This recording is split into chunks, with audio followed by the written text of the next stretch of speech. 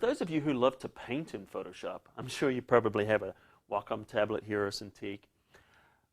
One of the things that Photoshop has never really been able to do is imitate bristles and true brushes. But that's changed. In Photoshop CS5, you are going to die for this new brush engine. A really welcome addition to Photoshop CS5 are these new natural media brushes. These are really super cool. Check this out. We're going to grab the brushes here. And you'll notice that we've got some different options here. We've got the brush tool, and let's just start with the brush tool, and let's just pop this open.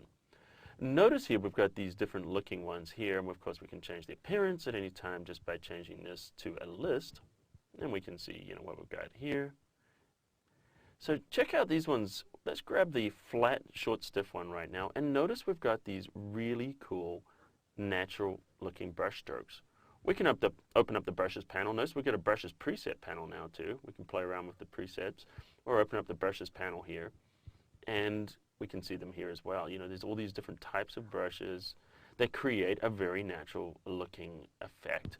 What we can do too is while we're using them, let me just change the size, make it a little bigger here. You can see there's an animation here, which actually shows the animation of it as we're working. And right now I'm using a Wacom tablet. And notice even as I'm doing the tilt and stuff, it's starting to show an animation of what's happening, how hard I'm pressing versus pressing really light. You can see that the Brussels tip hitting the baseline there. Let me press it really hard, see it goes down, or just light. So that's really neat. And of course we can set up the proper settings here. Let's go into the shape dynamics here. We can change the angle control. Let's change that to pan pressure. And now we can see what happens here. Actually we don't want pan pressure, we want pan tilt actually. Here we go. And now as we go in here and we start to tilt the pan, we can start to get different looks and feels here. We have other options here, of course, things we're used to here, like the brush tip shape, of course. We can change the shape. Look at all these different options. I'm not going to get into all of those right now. Let's just go here and we're just going to grab a different brush. Let's grab, say, this one here. We're going to grab it, and you can see we got this little bristly brush. Another thing that's cool is when we hit the Option key to sample a color. Look, we get this cool new view now, this heads-up display. This is part of the GPU that shows us exactly what color we had and what color we're about to replace it with. So we can see that. It's really nice. So we can grab that, and then we can go in here. Now, where this really gets good, though, is for people that don't have any painting ability, we can use this mixer brush.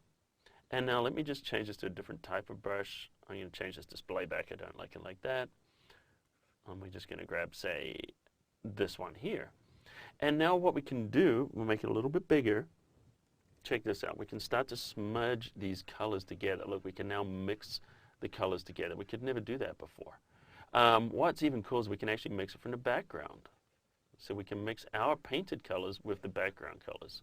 So that's pretty neat. There's a couple of options up here. This here is showing us what's in the brush. So if I was actually going to go in here, we got some options here. We can load the brush. So where do we want to load the brush from? Wherever we click. And we can also clean the brush. So there we go. Now we've got a nice clean brush that we can start with. And what happens if we don't clean, when we clean the brush, let me just show you what happens. A clean brush, we start here, we get this nice color.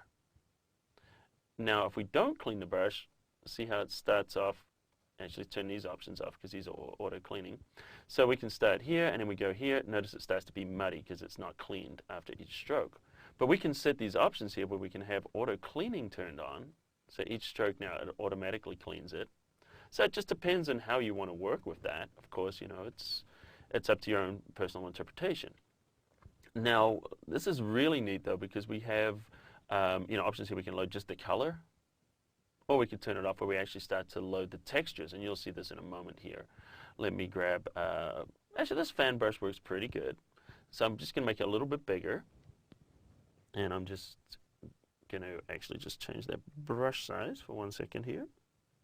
And I'm actually just using my Wacom tablet here. Notice as I tab through, I can see this is the Intuos 4. So I can actually just use the wheel here just to save a little bit of time. So what I'm going to do now is I'm just going to start here. I'm going to clean it first. Let's make sure that we clean the brush. And now I'm just going to start painting on this picture. And the really cool thing about this is that we are now able to mimic natural painting. So we can actually paint over photographs and get this really nice, realistic, hand-painted look. So when we get to the edges here, we can smudge these up a little bit more, make them more interesting. See how the bristles just really start to show through?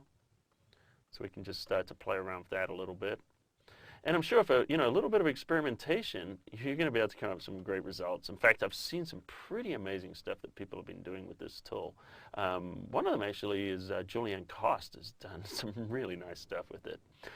So let's just play around a little bit more, just painting that, paint the beak maybe, and you can see we're starting to get that look where it looks like this was hand painted. We could change different types of brushes here to just mess up the background a little bit. Let's grab that one and we can just smudge it up.